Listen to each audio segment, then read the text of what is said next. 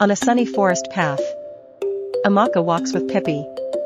A boy named Leo appears from the other path. He waves his hands towards Amaka to greet her.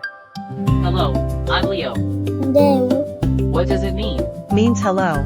What is your name? I'm Amaka, she said. Nnọọ. Means welcome. Leo continues to ponder on the two Igbo words Amaka taught her, hoping to practice them later. An elderly woman named Lottie appeared from the farm, carrying a fruit basket. Ndewo. Ndewo. Leo greeted her and practiced the first Igbo word. The woman was happy that the kids could greet her in the local language. Oh no! Lat was so tired from carrying the heavy fruit basket that it slipped from her hands and crash, fruits rolled everywhere. Amaka called out, bending down to help pick up the runaway fruits. Leo waved his head and looked around. He wasn't sure what to do. Should I help too? He thought. What kind words can I say? The kids quickly helped Lottie pick up all the fruits. Lottie's face lit up with a big smile.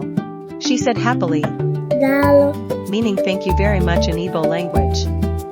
To show her appreciation, Lottie opened her basket and shared some juicy fruits with the kids.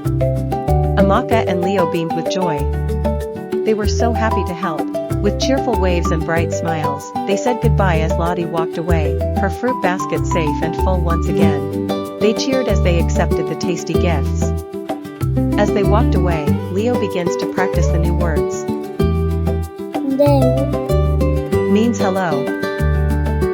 Nnọọ. Means welcome. Biko. Means please. Daalụ.